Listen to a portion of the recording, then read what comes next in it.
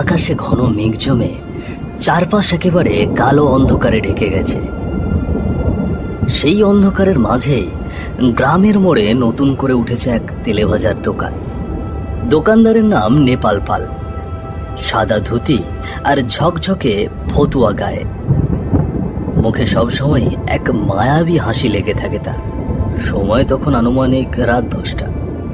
দোকান একেবারে ফাঁকা। দিনের কোলাহল অনেক আগেই শেষ হয়েছে। যতগুলো তেলেভাজা নেপাল বানিয়েছিল সবই প্রায় শেষ হয়ে এসেছে। এখন দোকান গুটিয়ে বাড়ি ফেরার সময় হয়েছে। নতুন গ্রামে নতুন মানুষজনের ভিড়ে এই দোকান যেন এক অচেনা আলো হয়ে দাঁড়িয়েছে গ্রামের মোড়ে। আকাশটা দেখি একেবারে কালো মেঘে ঢাকছে। আজকেও বেচা কেনা প্রায় মিটেই গেল। এখন দোকানটা গুটিয়ে ফেরাই ভালো হবে, রাতটাও বেশ ঘনিয়ে এসেছে। ইতিমধ্যে নেপাল দোকানের জিনিসপত্র গোছাতে ব্যস্ত, ভাবছে এখন বাড়ি ফিরবে। ঠিক সেই সময় হঠাৎ আকাশ কালো মেঘে ঢেকে গিয়ে ভেতর থেকে গুরুম গুরুম করে বজ্রপাতের শব্দ শোনা গেল। মুহূর্তের মধ্যে চারিদিক অস্থির হয়ে উঠল। প্রচণ্ড বেগে হাওয়া বইতে শুরু করলো। ধুলোবালি উড়ে চোখ মুখ ঝাপসা হয়ে গেল।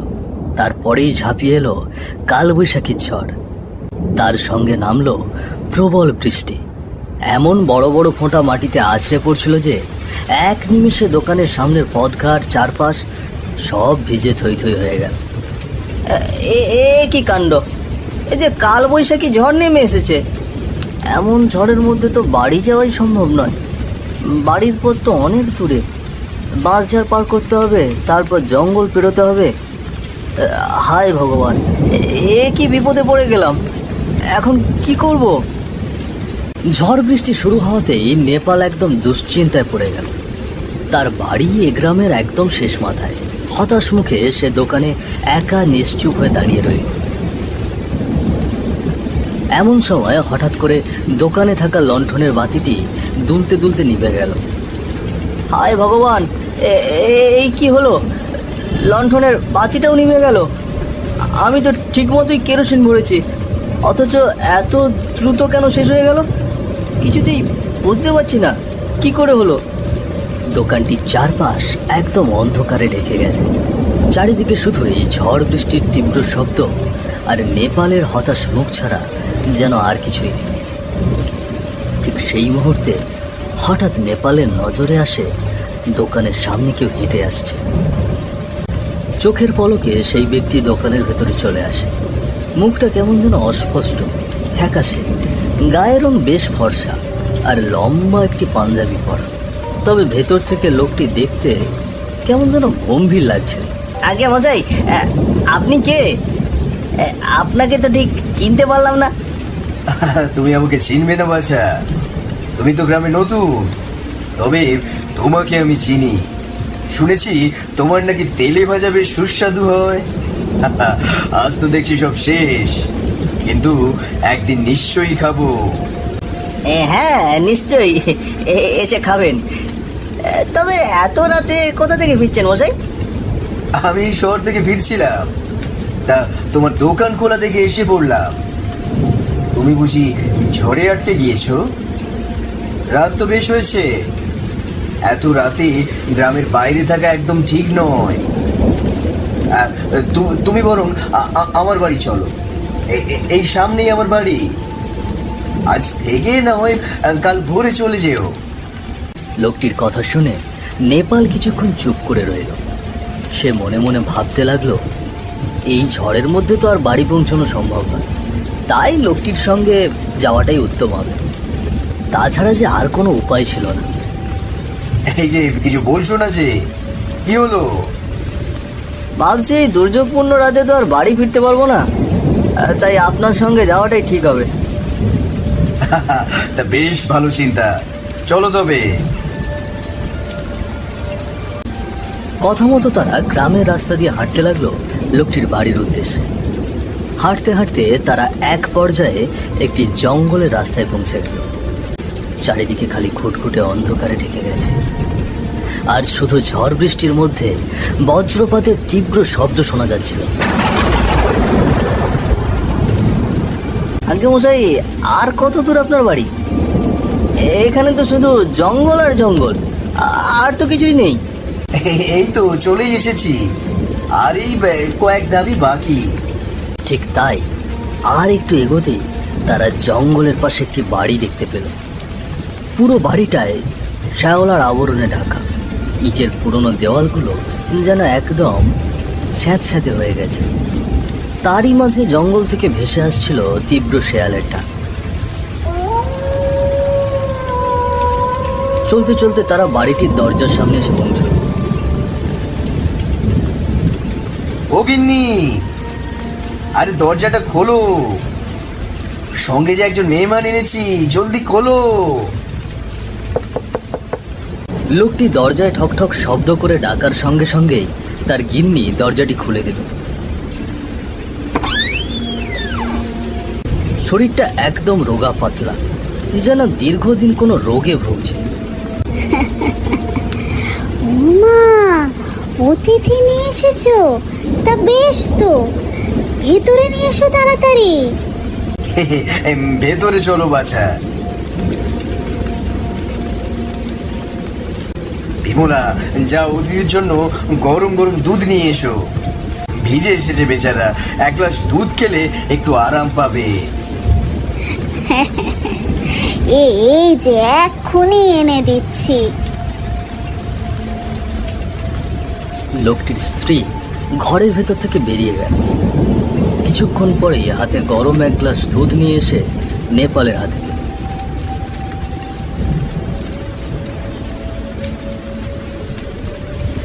আহ মজাই, এসবের আবার কি দরকার ছিল?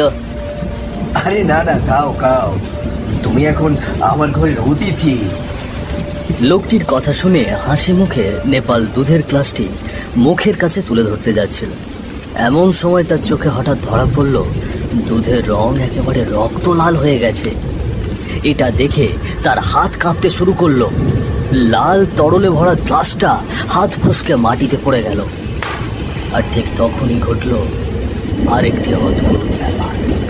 বাইরের গোয়ালে সব গরু হঠাৎ অস্বাভাবিকভাবে চেঁচাতে শুরু করল। সব দেখে নেপাল ভয়ে একেবারে থরথর করে কাঁপতে লাগলো। এ কি কাণ্ড!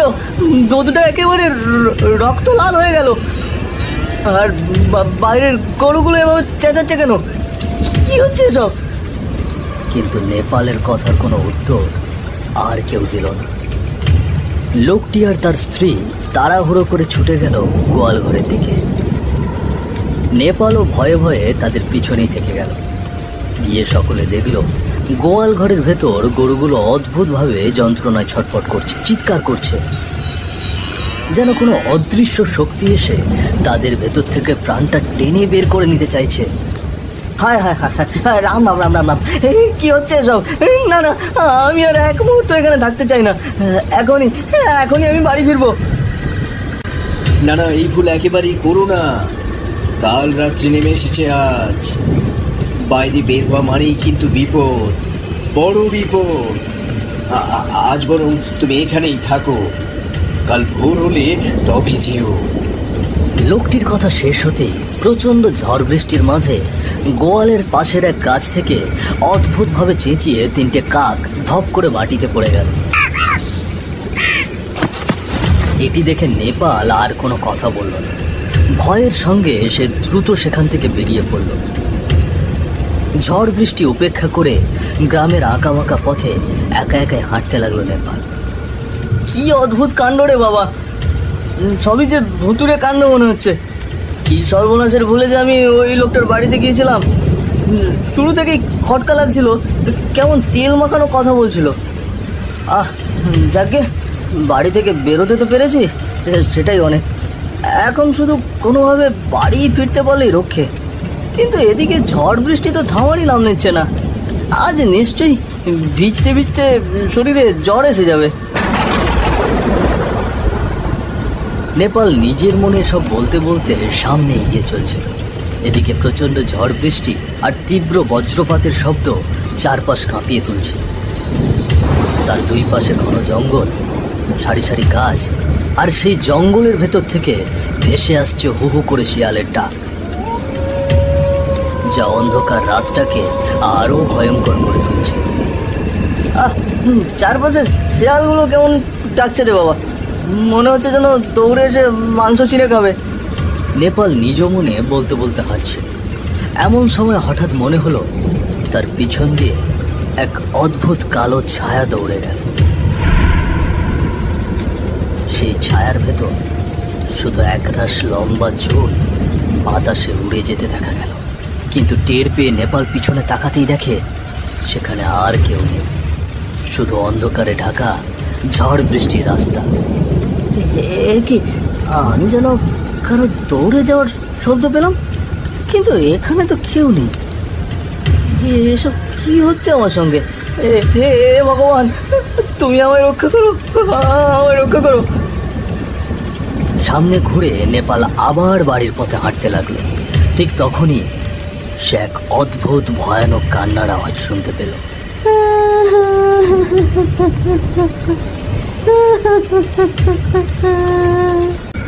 এটি শুনে তার ভয় আরো বেড়ে গেল এবং সে প্রচন্ডভাবে ঘাবড়ে গেল। কে কে কাঁদছে এইভাবে? সামনে এসো, সামনে এসো বলছি।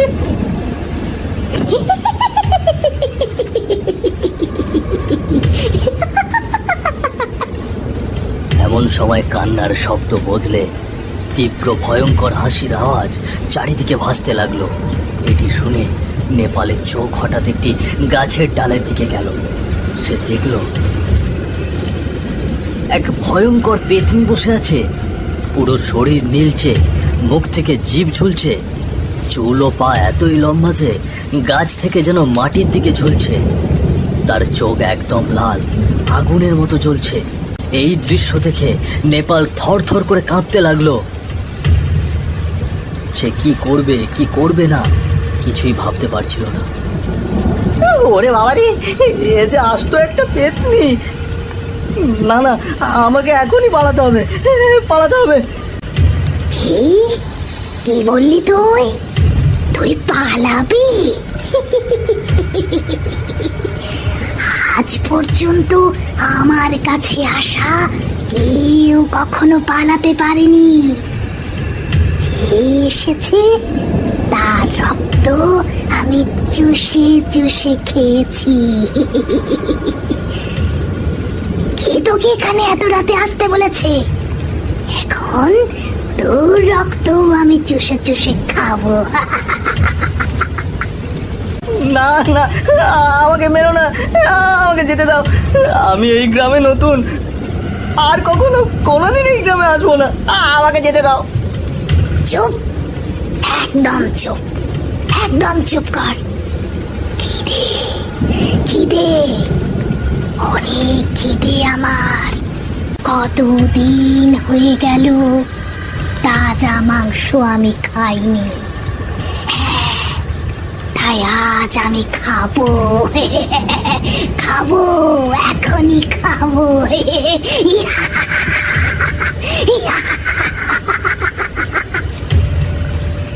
আর তারপর গাছে বসে এক ভয়ঙ্কর তীব্র হাসি হেসে পেতনিটি তার বিশাল লম্বা হাত বাড়িয়ে দিল নেপালের দিকে। তবে ঠিক তখনই নেপাল একদম ভয়ে আতঙ্কে কাঁপতে কাঁপতে সেখানেই জ্ঞান হারিয়ে পড়ে গেল। সে তার হাত পিছনে ফিরিয়ে নিয়ে একদম সেখান থেকে হাওয়ায় মিশে গেল। কিছুক্ষণ পরে নেপাল ঝাপসা ঝাপসা চোখ খুলে সামনে তাকালো।